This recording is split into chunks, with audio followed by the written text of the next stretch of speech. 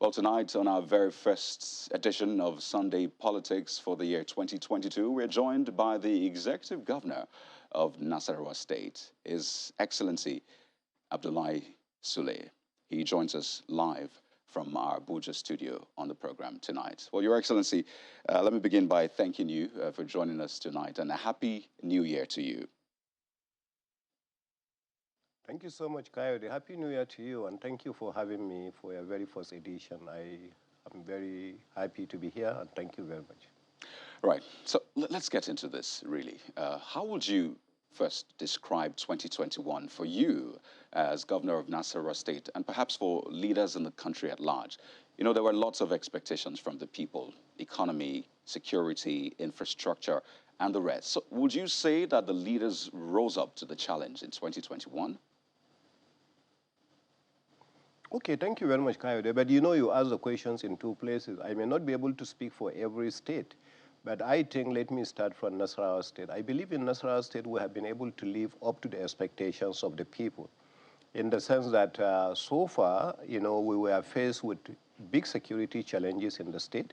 When we came in, we have worked tirelessly on the area of security, and today, though you have skirmishes here and there, but today Nasarawa is considered one of the safest states actually that you can live on, and that's the reason why we continue to receive big players, you know, in the area of investment in agriculture. Just last week, a few days ago, less than a week ago, Olam has come in to say we are going to invest $100 million in the construction of the animal feeds project in Nasarawa State, because we have identified, we have done our homework, and we believe Nasarawa is there. And a little earlier than that, Olam, Flour Mills of Nigeria, also came with a similar one. Just in the same year, you know, at the beginning of the year 2021, Asman also came in with the same plan and already acquired a site and the rest of that. And naturally, you know, in Nasarawa State, if you look at, Nasarawa is an agricultural state. You know, our farmers, you know, unlike maybe what some other people from outside who don't know what is happening in the state, the farmers are very happy with what is happening. Today, Nasarawa is lucky to be #1 when it comes to sesame seed in the state. After that, you know, we are #2 now in the country when it comes to the harvest that we have seen so far, you know, in the area of cassava. We are #5 in rice production in the country, you know, and #2 also in yams after Benue. So these are the kinds of things that the kind of harvest that we have seen through the year, and that is not because of somebody not doing anything. It's because of the effort, collective effort of the security agencies, our traditional rulers, the people of Nasarawa State themselves, and of course the government. You know, we came in to do that. Now, looking at the various states that you have mentioned, a lot of states have been fighting insecurity, and then in some places, you know, you will see the situation from outside will be exaggerated more than that. And a good example I will give you is the one of my good friend Zulum in Borno State. Just a few days ago, in fact, I spoke with him the day that I had, you know, Mr. President arrive. And once Mr. President left, we had a big problem there because of the bombing. So I called him and I say, my brother, how are you? Are you okay? He said, I'm perfectly okay. In fact, I'm in Abuja. I say, what are you doing in Abuja here? I say, you know, sometimes some of these reports are highly exaggerated.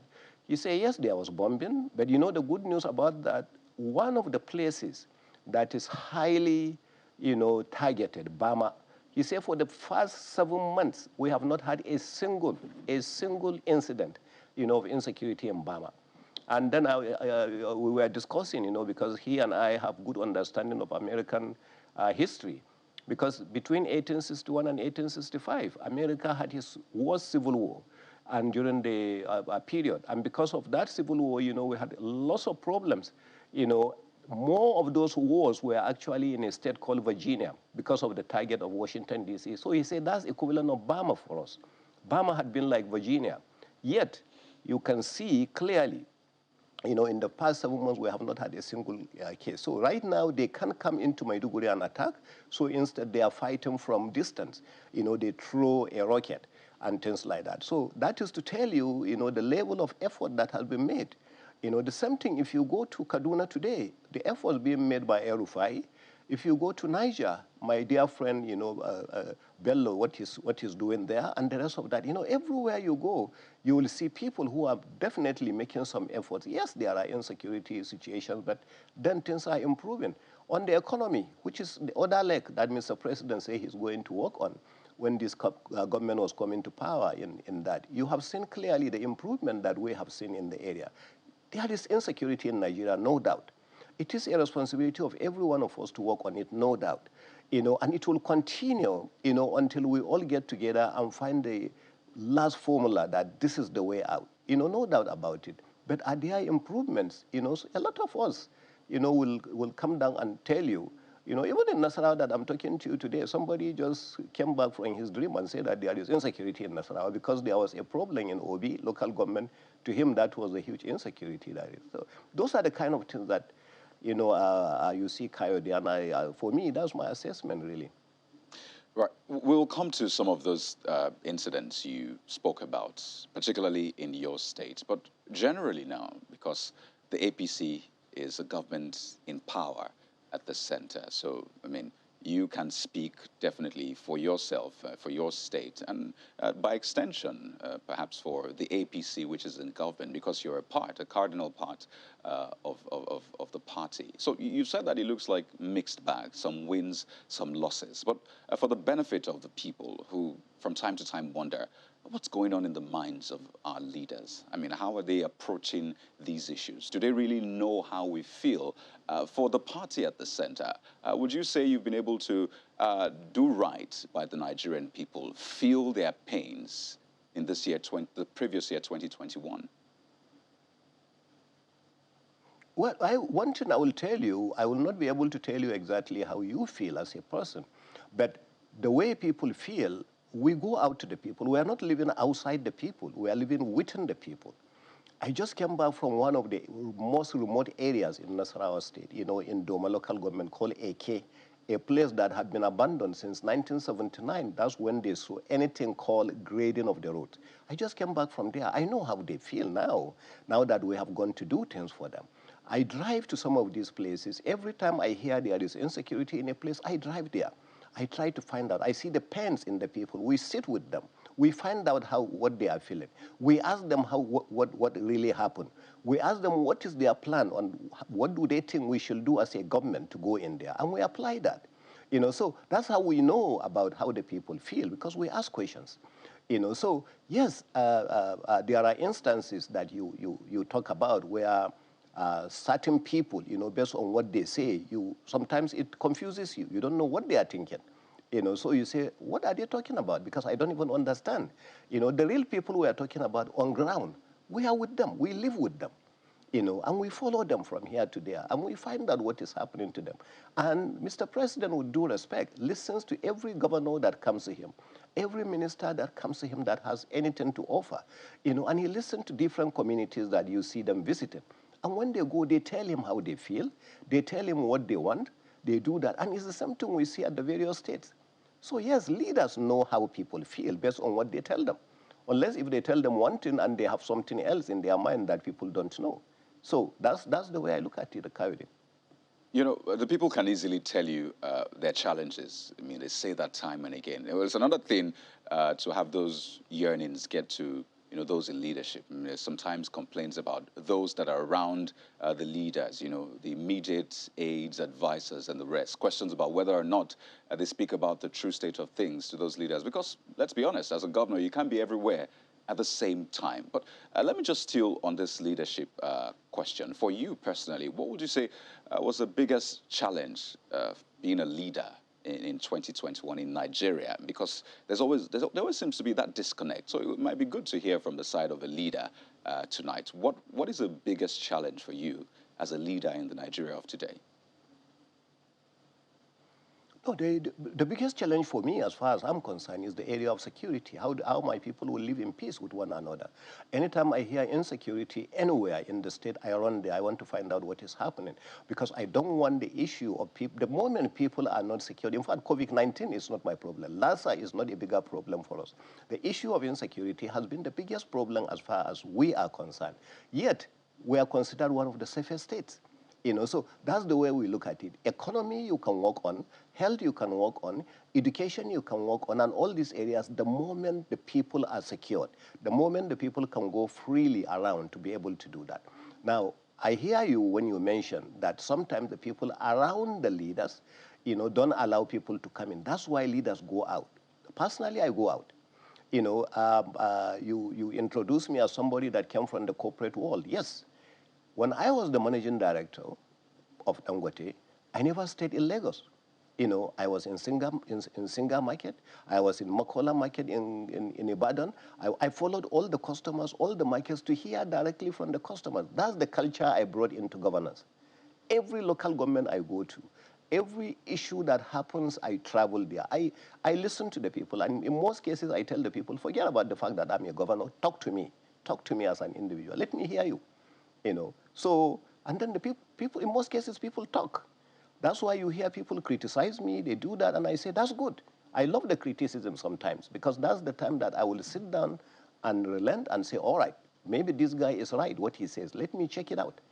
So I think that's what it is. For me, that's the way I look at leadership.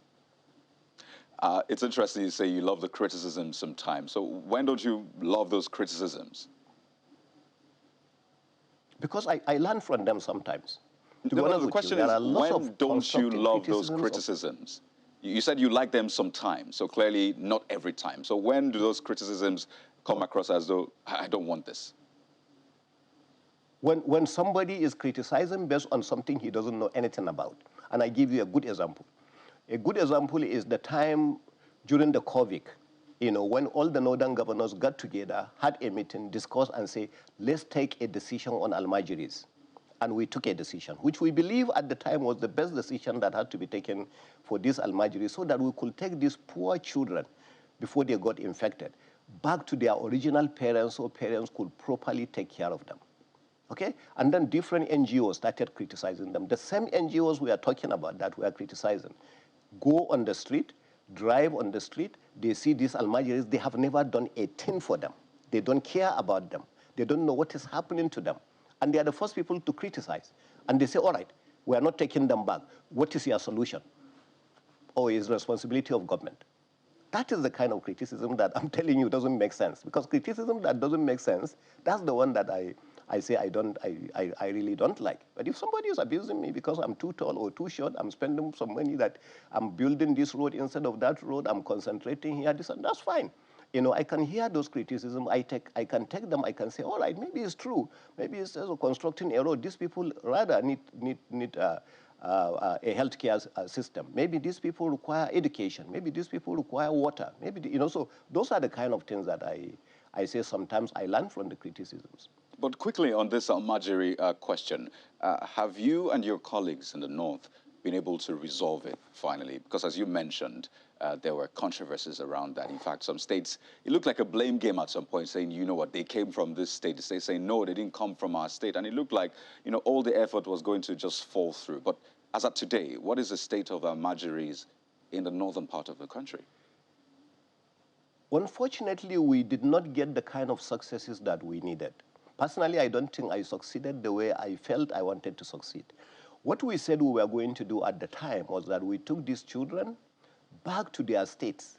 And a lot of the states, very few actually said they were not theirs, but the original teachers of these Almajiris said that they came, we brought them from so and so parents, we brought them from so and so state, and we should take them there, and their parents are there. And most of the time we ask the children, where are you from? Where are your parents? Where is that? And some of these children were brought to other states when they were at the ages of 5, 4, when they didn't know anything. So by the time some of these Almajiris are 9, 10, you start asking them, they are confused because they never actually had the love of any parent. So it was very difficult. So those were the instances where you say that they were taken, they were not. But I will tell you 95% of those who were taken were actually received. But if you ask me, have we really succeeded the way that I was saying, I really don't think so. The reason why I'm telling you we didn't succeed the way we were thinking is because the same parents, in most cases, took them back to those states in the fact that, okay, the COVID-19 is now over, so they took them back to the states. So we ended up, again, receiving some of these people back in there. So that's what I'm telling you. So it's about accepting responsibilities. People are willing to give birth to children, but they are not willing to take the responsibility of those children. It's a very sad scenario in our country, and we have to keep thinking as leaders on how else we can approach this. Will that involve perhaps making laws to enforce these things, perhaps population control laws, more responsibility laws on the part of parents? Is that something the northern governors are looking at? I can't speak for all the northern governors. I'm the one. I'm the one actually in this pain alone. And then we are yet to have another governors meeting where we'll discuss and review this. Has it worked? Maybe for me in Nasarawa, it has not worked to my satisfaction. In some states, maybe it has worked. I don't know. So when we go back to some of those states and they say, no, in my own case, it has worked. They say, oh, how did you do it? Then maybe we can learn from there. But if everybody will say, no, it hasn't worked for me also, Nasarawa, I think I'm also with you on this.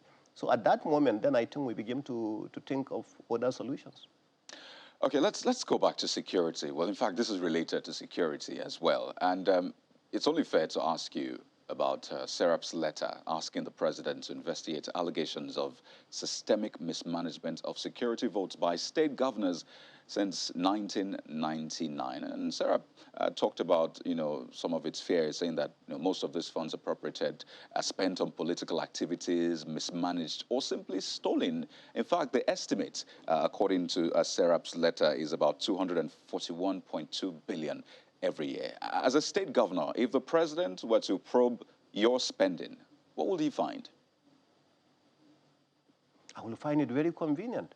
I will offer Nasarawa State to be the first place for him to come. Not even the past governors, actually the current governors. And I can tell you publicly how we spend security was when it comes to security was in Nasarawa State. The money doesn't even come to the governor's office at all. First, it goes to the office of the SSG, and then all the various security points actually receive that money. We have two military super camps. We have military special forces. We have all this. So all these monies are distributed. Support this one, support that. So you have wild stroke, you have the police, you have the divisional police officers where in the past they were not getting something. So now we support them with some logistics so that they can actually fuel their vehicles and go after this. We have so many special forces, that are in the state, anti-crime, all these CID offices, this and that. That's how we distribute the money. So you want to do that? I think we should do that. I think if Serap wants that to be done, I don't see a problem, actually. In fact, not even those who have left office, even those who are in office right now. Whatever needs to be done to correct things in this country should be done. We should not actually shy away from that. Yes, there is part of that money, like you rightly mentioned, that goes to some other places outside security. But in most cases, if you look at them, it is also part of the security. If you say that, okay, part of this money is going to go, some of the traditional rulers assist us in taking care of this, part of this should go to them, that is part of security. You go ahead and do that. There are some community leaders here and there who help you to do that. Part of the money goes to them, that's security. There are vigilantes that part of the money goes to security. For instance, in Nasarawa State, they come in because they have anti-open grazing law in Benue, and so in Nasarawa State, we don't have. So sometimes the Fulanis actually run away into Nasarawa State, and then the Air Force goes up to bomb, and then they kill some cows or something in order to make sure there is peace. We call some of those Fulanis, even though we're not the people that kill the cows.